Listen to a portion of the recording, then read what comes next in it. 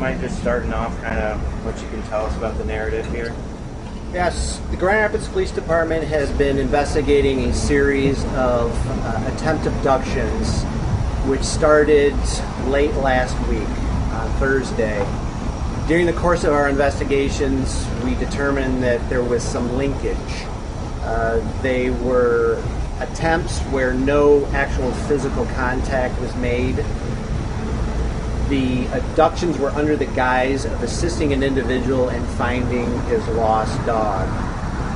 The most recent incident, which occurred yesterday, involved a young man, a victim in Richmond Park. The sense of urgency increased with that incident as actual physical assault occurred. We requested the assistance of the community.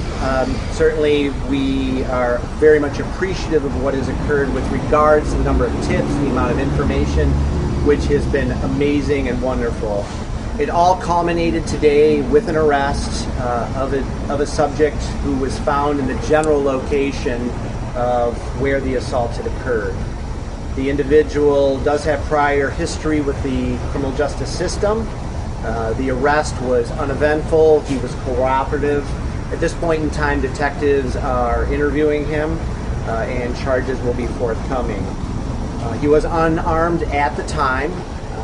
The extent of what actually occurred will come out as information is provided or divulged to detectives. So with that being said, prosecutors will determine what charges will be filed against this individual. And the individuals that he was attempting to abduct, is this a situation where they did the right thing and knew what to do when a stranger approached them? As far as we know, every one of these young boys acted the way they were supposed to act. They fled the area. They spoke to an adult. They were completely forthcoming and gave the information that they needed to give us proper and accurate descriptions of who this predator was. And you know, we harp here at the Grand Rapids Police Department continually that we need community involvement. We need the community's help to solve crime. This is a perfect example of what can happen when the community comes together when we have such a serious incident such as this. And that's not to take away from all the other crime that happens in our community, but we need the community's help, and we cannot do it alone. And this was a very good day. This got somebody that needed to get off the street, prevented further incidents from happening, and hopefully will be a springboard for greater community police interactions and cooperation. The altercation that took place yesterday at the park, was the victim a minor? Yes. All the victims in this case, in these series of incidents, were minors. How extensive were his injuries, if any? Injuries at this point in time, I cannot divulge, only because I do not know. From what I know, they are not serious, but the extent of the injuries unknown. Certainly we have to talk about the injuries psychologically and emotionally, not just physically, and that remains to be seen. And the crime map shows that there was a CSC in Richmond Park on Thursday, same park that the suspect was said to be in. Is that related? That very well could be related. So again, I'm not able to give that information at this point in time, only because I don't know what the detectives are, how they're piecing this together. Can you speak to that assault? Was that an attempted physical or a physical assault or sexual assault? That was a physical assault. To the extent of how that assault went down, we're not divulging that information at this point. So right now you can only confirm that one child or minor was hurt. Exactly, that was assaulted. And again, the level of injury, we do not fully know as of yet. Or we're not releasing as of yet. For the incidents that happened around Harrison School, the middle school, elementary school in that area, do you have like a time frame? Because the school says that this didn't happen during like school hours or right after school or right before school. So can you kind of clarify, I guess, the time frame that happened around Harrison? I don't have specific times. I just have the range of when these occurred. From my understanding, they occurred at various times of the day. Did they happen actually on Harrison Park School property? I don't know. In that general area. And when we put out the information yesterday, we wanted to give community members a sense of where this was occurring, and utilizing known locations such as Richmond Park, Harrison Park School, kind of gave a little more clarity and a little more direction. And okay, where are we looking? Where are we attempting to understand where this pattern is focused? So to make a long story short, I cannot give you a definitive time frame. What kind of communication do you guys have with GRPS? Because when I was speaking with officials with GRPS, they were kind of like, hey, we just saw this press release and we're completely caught off guard. Parents were, upset. They didn't know what was going on. Can you kind of talk about that a little bit? Yeah, apparently not good enough. The communication's always a problem when you're dealing with different systems and different entities. I'm not sure what communication, if any, there was. Certainly we have a very good relationship with GRPS. Larry Johnson, their director of security, is former GRPD, and we try to keep open lines of communication. If there was a failing there, which I'm not saying there was, we will certainly rectify that. Any belief that there might be other children that he tried to accost? Any calls for information or anything like that? That's an excellent question. We do not know, and we really encourage the community, if they know of other incidents, even if it's just through social media chatter, please come forward. Certainly calling right down here to the police department will be fine. If they want to leave an anonymous tip to Silent Observer, that's completely appropriate as well. When will the suspect's name be released?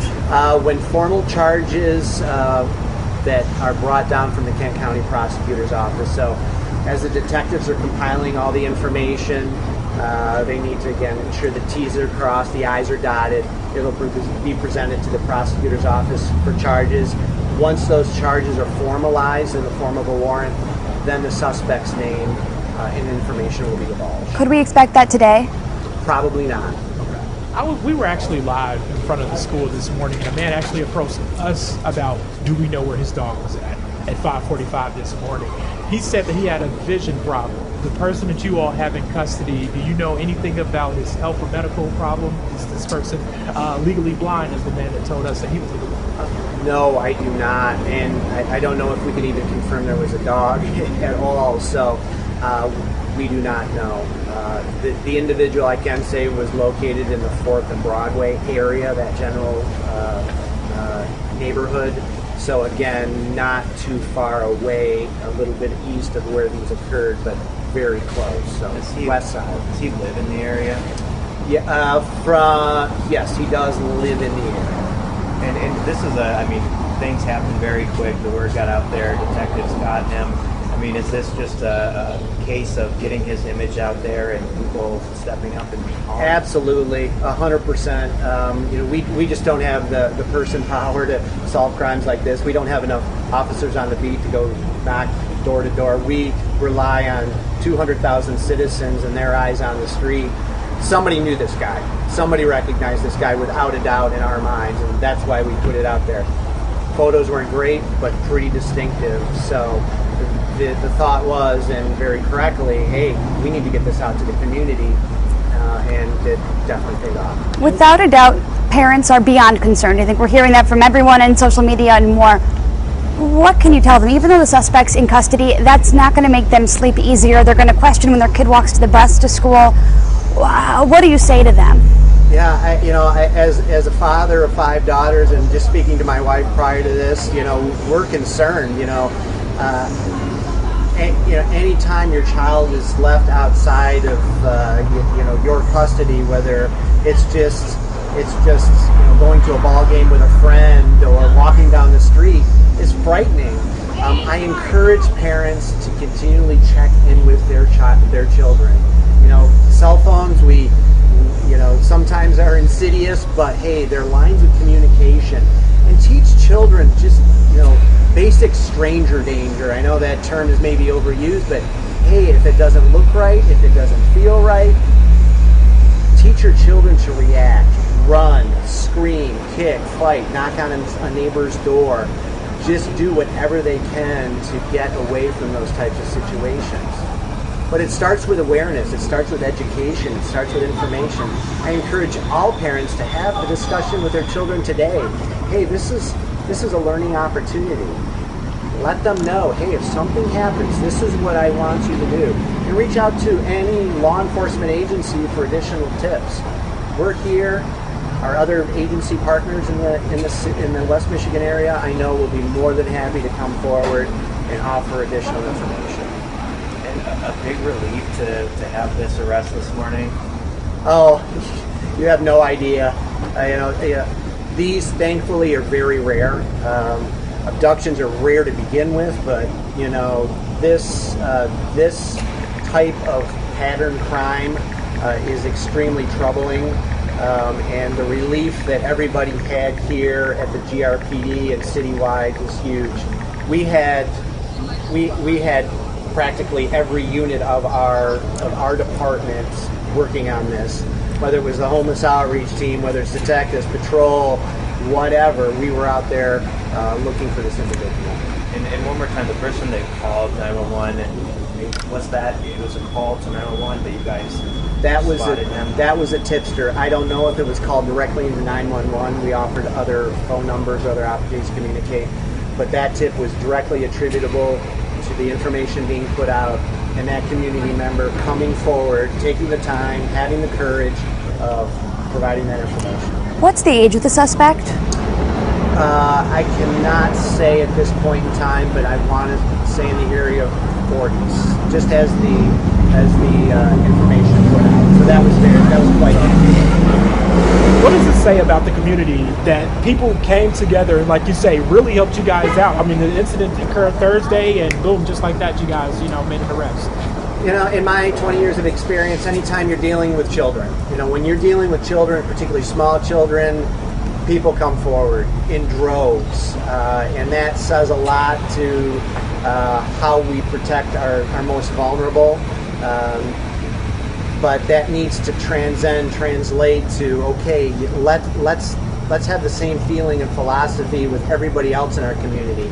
Every life has value. Every community member, no matter their situation or circumstance, how they were victimized, they deserve to have justice brought forward. And this whole notion or idea that, providing information is snitching is absolutely ludicrous. And Chief Payne is continually